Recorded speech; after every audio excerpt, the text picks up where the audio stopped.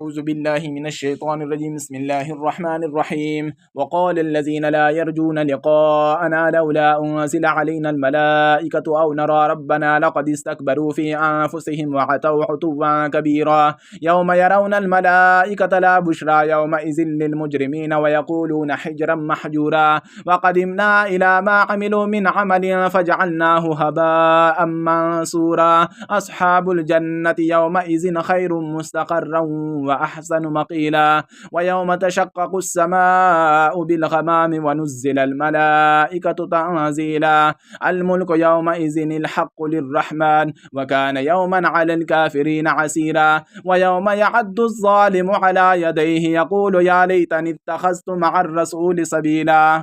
يا ويلتى ليتني لم أتخذ فلانا خليلا لقد أضلني عن الذكر بعد إذ جاءني وكان الشيطان للإنسان خذولا. وقال الرسول يا رب إن قوم اتخذوا هذا القرآن مهجورا. وكذلك جعلنا لكل نبي عدوا من المجرمين وكفى بربك هاديا ونصيرا. وقال الذين كفروا لولا نزل عليه القرآن جملة واحدة كذلك لنثبت به فؤادك ورتلناه ترتيلا.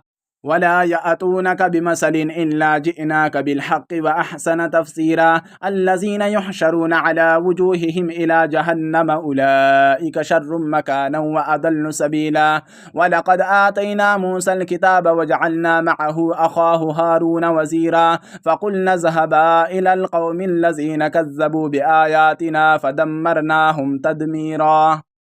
وقوم نوح لما كذبوا الرسل أغرقناهم وجعلناهم للناس آية وأعددنا للظالمين عذابا أليما. وعادا وثمود وأصحاب الرس وقرونا بين ذلك كثيرا. وكلا ضربنا له الأمثال وكلا تبرنا تتبيرا. ولقد أتوا على القرية التي أمطرت مطر السوء أفلم يكونوا يرونها بل كانوا لا يرجون نشورا. وإذا رأوك إن يتخذونك إلا هزوا أهذا الذي بعث الله رسولا إن كاد ليدلنا عن آلهتنا لولا أن صبرنا عليها. وسوف يعلمون حين يرون العذاب من أضل سبيلا.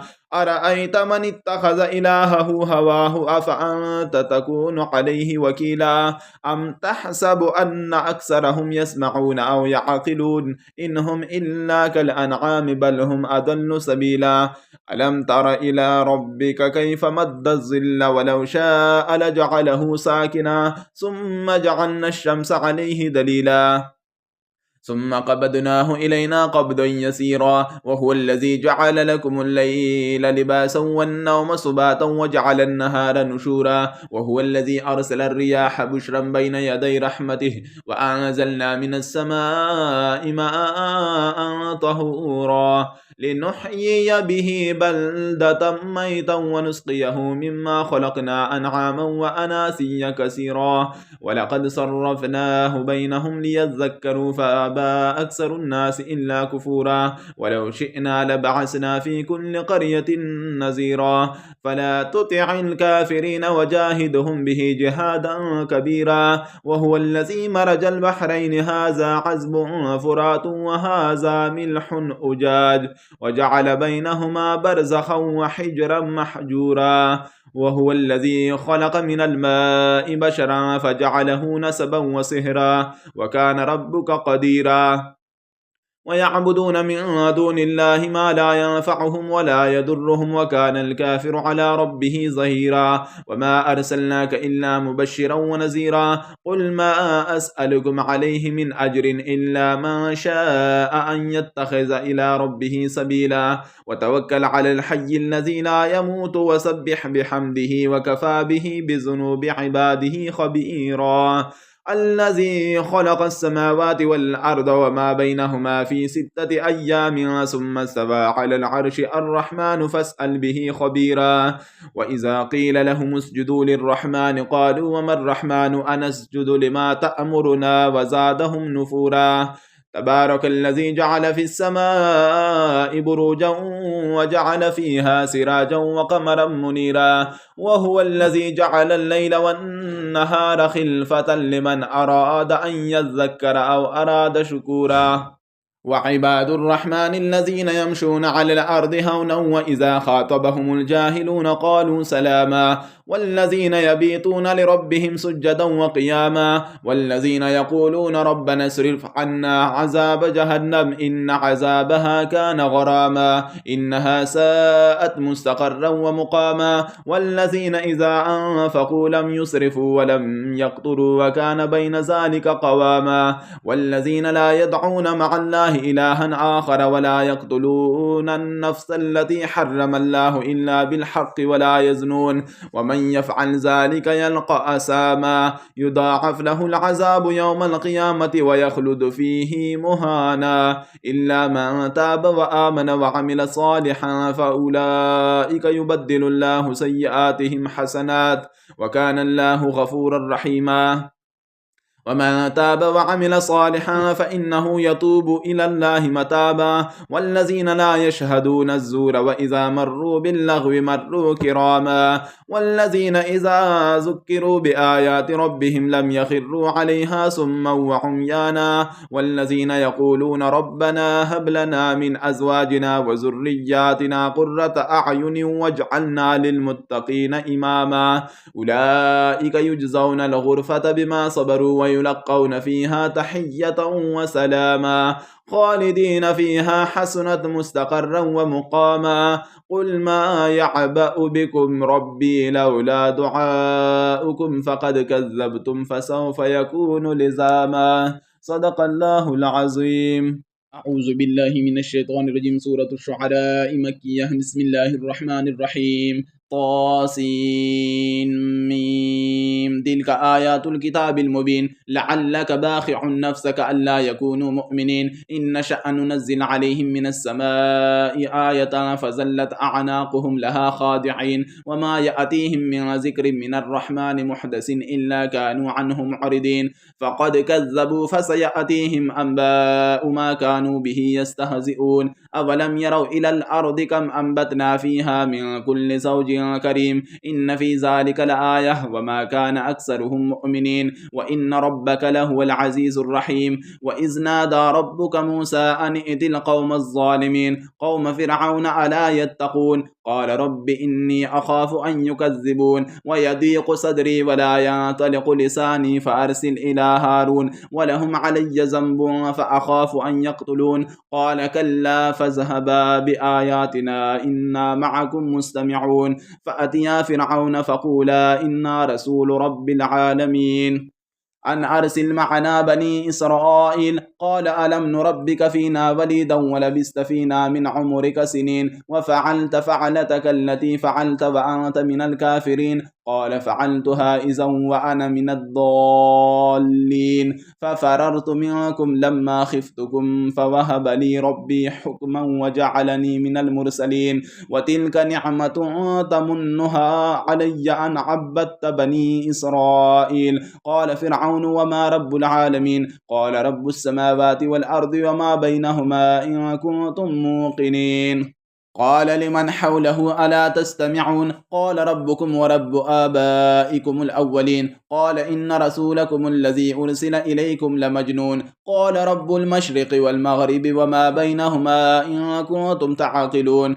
قال لئن اتخذت إلها غيري لأجعلنك من المسجونين قال أولو جئتك بشيء مبين قال فأت به إن كنت من الصادقين فألقى عصاه فإذا هي ثعبان مبين ونزع يده فإذا هي بيضاء للناظرين قال للملأ حوله إن هذا لساحر عليم يريد أن يخرجكم من أرضكم بسحره فماذا تأمرون قالوا أرجه وأخاه وابعث في المدائن حاشرين يأتوك بكل سحار عليم فجمع السحرة لميقات يوم معلوم وقيل للناس هل أنتم مجتمعون لعلنا نتبع السحرة إن كانوا هم الغالبين فلما جاء السحرة قالوا لفرعون أئن لنا لأجرا إن كنا نحن الغالبين قال نعم وإنكم إذا لمن المقربين قال لهم موسى ألقوا ما أنتم ملقون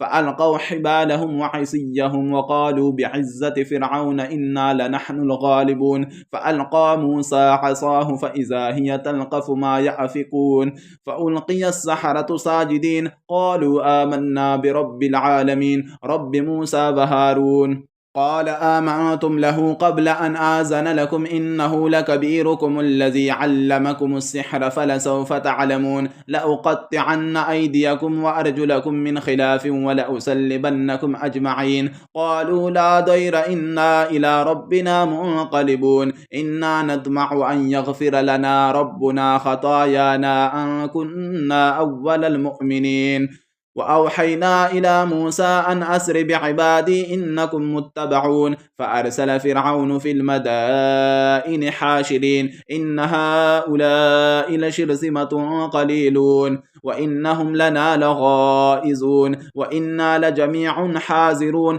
فأخرجناهم من جنات وعيون وكنوز ومقام كريم كذلك وأورثناها بني إسرائيل فأتبعوهم مشرقين فلما تراءى الجمعان قال أصحاب موسى إنا لمدركون قال كلا إن معي ربي سيهدين فأوحينا إلى موسى أن اضرب بعصاك البحر فانفلق فكان كل فرق كالطود العظيم وأزلفنا ثم الآخرين وأنجينا موسى ومن معه أجمعين ثم أغرقنا الآخرين إن في ذلك لآية وما كان أكثرهم مؤمنين وإن ربك لهو العزيز الرحيم واتل عليهم نبأ إبراهيم إذ قال لأبيه وقومه ما تعبدون قالوا نعبد أصناما فنظل لها عاكفين قال هل يسمعونكم إذ تدعون أو ينفعونكم أو يضرون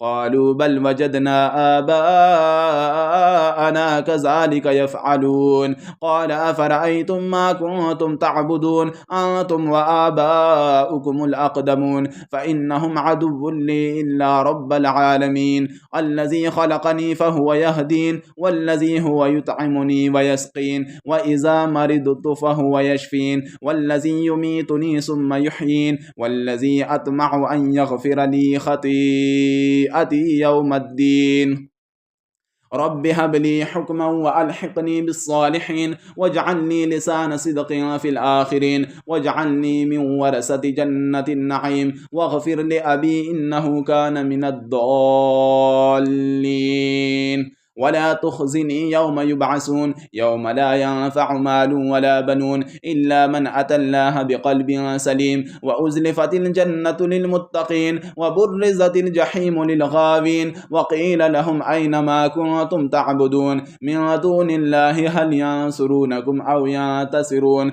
فكبكبوا فيها هم والغاوون وجنود إبليس أجمعون قالوا وهم فيها يختصمون تالله إن كنا لفي ضلال مبين إذ نسويكم برب العالمين وما أضلنا إلا المجرمون فما لنا من شافعين ولا صديق حميم فلو أن لنا كرة فنكون من المؤمنين إن في ذلك لآية وما كان أكثرهم مؤمنين وإن ربك لهو العزيز الرحيم كذبت قوم نوح المرسلين إذ قال لهم أخوهم نوح ألا تتقون إني لكم رسول أمين فاتقوا الله وأطيعون وما أسألكم عليه من أجر إن أجري إلا على رب العالمين فاتقوا الله وأطيعون قالوا أنؤمن لك واتبعك الأرذلون قال وما علمي بما كانوا يعملون إن حسابهم إلا على ربي لو تشعرون وما أنا بطارد المؤمنين إن أنا إلا نذير مبين قالوا لئن لم تنته يا نوح لتكونن من المرجومين قال رب إن قومي كذبون فافتح بيني وبينهم فتحا ونجني ومن معي من المؤمنين فأنجيناه ومن معه في الفلك المشحون ثم أغرقنا بعد الباقين إن في ذلك لآية وما كان أكثرهم مؤمنين وإن ربك له لهو العزيز الرحيم. كذبت عاد المرسلين إذ قال لهم أخوهم هود ألا تتقون إني لكم رسول أمين فاتقوا الله وأطيعون وما أسألكم عليه من أجر إن أجري إلا على رب العالمين أتبنون بكل ريع آية تعبسون وتتخذون مصانع لعلكم تخلدون وإذا بطشتم جبارين فاتقوا الله وأطيعون واتقوا الذي أمدكم بما تعلمون أمدكم بأنعام وبنين وجنات وعيون إني أخاف عليكم عذاب يوم عظيم قالوا سواء علينا أوعظت أم لم تكن من الواعظين إن هذا إلا خلق الأولين وما نحن بمعذبين فكذبوه فأهلكناهم إن في ذلك لآية وما كان أكثرهم مؤمنين وإن ربك لهو العزيز الرحيم. كذبت ثمود المرسلين إذ قال لهم أخوهم صالح ألا تتقون إني لكم رسول أمين فاتقوا الله وأطيعون وما أسألكم عليه من أجر إن أجري إلا على رب العالمين أتتركون فيما هاهنا آمنين في جنات وعيون وزروع ونخل طلعها هضيم وتنحتون من الجبال بيوتا فارهين فاتقوا الله وأطيعون ولا تطيعوا أمر المسرفين الذين يفسدون في الأرض ولا يصلحون قالوا إنما أنت من المسحرين ما أنت إلا بشر مثلنا فأت بآية إن كنت من الصادقين قال هذه ناقة لها شرب ولكم شرب يوم معلوم ولا تمسوها بسوء فيأخذكم عذاب يوم عظيم فعقروها فأصبحوا نادمين فأخذهم العذاب إن في ذلك لآية وما كان أكثرهم مؤمنين وإن ربك لهو العزيز الرحيم. كذبت قوم لوط المرسلين إذ قال لهم أخوهم لوط ألا تتقون إني لكم رسول أمين فاتقوا الله وأطيعون وما أسألكم عليه من أجر إن أجري إلا على رب العالمين أتأتون الذكران من العالمين وتذرون ما خلق لكم ربكم من أزواجكم بل أنتم قوم عادون قالوا لئن لم تنته يا لوط لتكونن من المخرجين قال إني لعملكم من القالين رب نجني وأهلي مما يعملون فنجيناه وأهله أجمعين إلا عجوزا في الغابرين ثم دمرنا الآخرين وأمطرنا عليهم مطرا فساء مطر المنذرين إن في ذلك لآية وما كان أكثرهم مؤمنين وإن ربك لهو العزيز الرحيم. كذب أصحاب الأيكة المرسلين إذ قال لهم شعيب ألا تتقون إني لكم رسول أمين فاتقوا الله وأطيعون وما أسألكم عليه من أجر إن أجري إلا على رب العالمين أوفوا الكيل ولا تكونوا من المخسرين وزنوا بالقسطاس المستقيم ولا تبخسوا الناس أشياءهم ولا تعثوا في الأرض مفسدين واتقوا الذي خلقكم والجبلة الأولين قالوا إنما أنت من المسحرين وما أنت إلا بشر مثلنا وإن نظنك لمن الكاذبين فأسقط علينا كسفا من السماء إن كنت من الصادقين قال ربي أعلم بما تعملون فكذبوه فأخذهم عذاب يوم الظلة إنه كان عذاب يوم عظيم إن في ذلك لآية وما كان أكثرهم مؤمنين وإن ربك لهو العزيز الرحيم. وإنه لتنزيل رب العالمين نزل به الروح الأمين على قلبك لتكون من المنذرين بلسان عربي مبين وإنه لفي زبر الأولين أولم يكن لهم آية أن يعلمه علماء بني إسرائيل ولو نزلناه على بعض الأعجمين فقرأه عليهم ما كانوا به مؤمنين كذلك سلكناه في قلوب المجرمين لا يؤمنون به حتى يروا العذاب الأليم فيأتيهم بغتة وهم لا يشعرون فيقولوا هل نحن منذرون أفبعذابنا يستعجلون أفرأيت إن متعناهم سنين ثم جاءهم ما كانوا يوعدون ما أغنى عنهم ما كانوا يمتعون وما أهلكنا من قرية إلا لها منذرون ذكرى وما وما كنا ظالمين وما تنزلت به الشياطين وما ينبغي لهم وما يستطيعون إنهم عن السمع لمعزولون فلا تدع مع الله إلها آخر فتكون من المعذبين وأنذر عشيرتك الأقربين واخفض جناحك لمن اتبعك من المؤمنين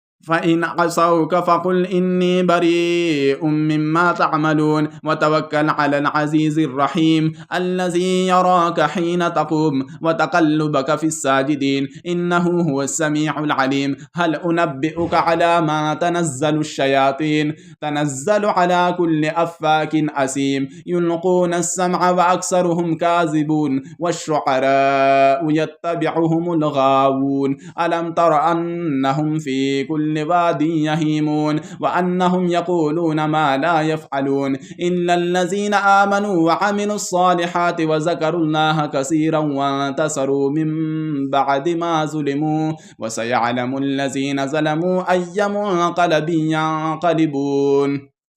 سورة النمل مكية. بسم الله الرحمن الرحيم. طاسين تلك آيات القرآن وكتاب مبين هدى وبشرى للمؤمنين الذين يقيمون الصلاة ويؤتون الزكاة وهم بالآخرة هم يوقنون إن الذين لا يؤمنون بالآخرة زينا لهم أعمالهم فهم يعمهون أولئك الذين لهم سوء العذاب وهم في الآخرة هم الأخسرون وإنك لتلقى القرآن من لدن حكيم عليم إذ قال موسى لأهله إني آنست نارا سآتيكم منها بخبر أو آتيكم بشهاب قبس لعلكم تصطلون فلما جاءها نودي أن بورك من في النار ومن حولها وسبحان الله رب العالمين يا موسى إنه أنا الله العزيز الحكيم وألق عصاك فلما رآها تهتز كأنها جان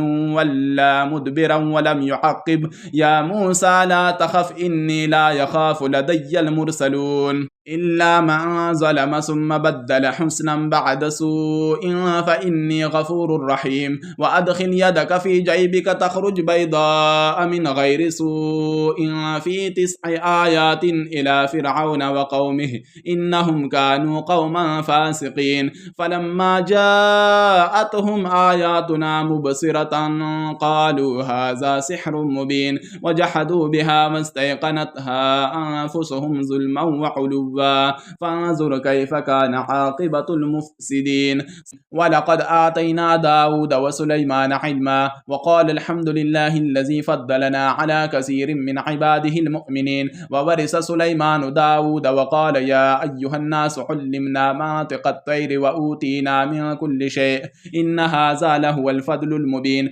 وحشر لسليمان جنوده من الجن والإنس والطير فهم يوزعون حتى إذا أتوا على واد النمل قالت نملة يا أيها النمل ادخلوا مساكنكم لا يحطمنكم سليمان وجنوده وهم لا يشعرون فتبسم ضاحكا من قولها وقال رب أوزعني أن أشكر نعمتك التي أنعمت علي وعلى والدي وأن أعمل صالحا ترضاه وأدخلني برحمتك في عبادك الصالحين وتفقد الطير فقال ما لي لا أرى الهدهد أم كان من الغائبين لأعذبنه عذابا شديدا أو لأذبحنه أو ليأتيني بسلطان مبين فمكث غير بعيد فقال أحطت بما لم تحط به وجئتك من سبأ بنبأ يقين إني وجدت امرأة تملكهم وأوتيت من كل شيء ولها عرش عظيم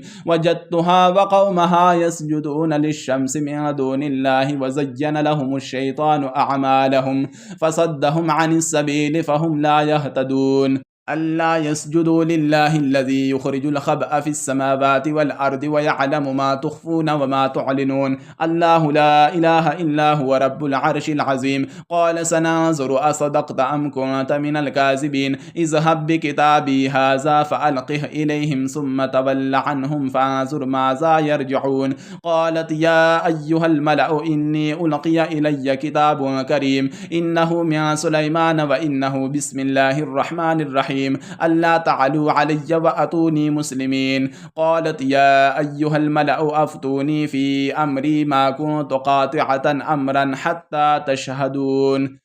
قالوا نحن أولو قوة وأولو بأس شديد والأمر إليك فانظري ماذا تأمرين. قالت إن الملوك إذا دخلوا قرية أفسدوها وجعلوا أعزة أهلها أذلة وكذلك يفعلون. وإني مرسلة إليهم بهدية فناظرة بما يرجع المرسلون. فلما جاء سليمان قال أتمدونني بمال فما آتاني الله خير مما آتاكم بل أنتم بهديتكم تفرحون. ارجع إليهم فلنأتينهم بجنود لا قبل لهم بها ولنخرجنهم منها أذلة وهم صاغرون. قال يا أيها الملأ أيكم يأتيني بعرشها قبل أن يأتوني مسلمين. قال عفريت من الجن أنا آتيك به قبل أن تقوم من مقامك وإني عليه لقوي أمين. قال الذي عنده علم من الكتاب أنا آتيك به قبل أن يرتد إليك طرفك فلما رآه مستقرا عنده قال هذا من فضل ربي ليبلوني أأشكر أم أكفر وما شكر فإنما يشكر لنفسه وما كفر فإن ربي غني كريم. قال نكروا لها عرشها ننظر أتهتدي أم تكون من الذين لا يهتدون.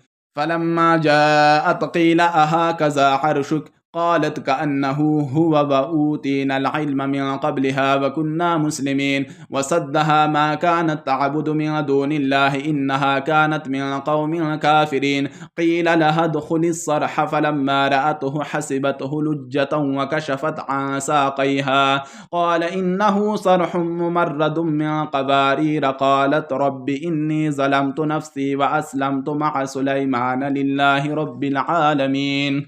ولقد أرسلنا إلى ثمود أخاهم صالحا أن اعبدوا الله فإذا هم فريقان يختصمون. قال يا قوم لم تستعجلون بالسيئة قبل الحسنة لولا تستغفرون الله لعلكم ترحمون. قالوا اطيرنا بك وبمن معك قال طائركم عند الله بل أنتم قوم تفتنون. وكان في المدينة 9 رهط يفسدون في الأرض ولا يصلحون. قالوا تقاسموا بالله لنبيتنه وأهله ثم لنقولن لوليه ما شهدنا مهلك أهله وإنا لصادقون. ومكروا مكرا ومكرنا مكرا وهم لا يشعرون. فانظر كيف كان عاقبة مكرهم أنا دمرناهم وقومهم أجمعين. فتلك بيوتهم خاوية بما ظلموا إن في ذلك لآية لقوم يعلمون. وأنجينا الذين آمنوا وكانوا يتقون. ولوطا إذ قال لقومه أتأتون الفاحشة وأنتم تبصرون أئنكم لتأتون الرجال شهوة من دون النساء بل أنتم قوم تجهلون. فما كان جواب قومه إلا أن قالوا أخرجوا آل لوط من قريتكم إنهم أناس يتطهرون. فأنجيناه وأهله إلا امرأته قدرناها من الغابرين وأمطرنا عليهم مطرا فساء مطر المنذرين. قل الحمد لله وسلام على عباده الذين اصطفى الله خير أما يشركون. صدق الله العظيم.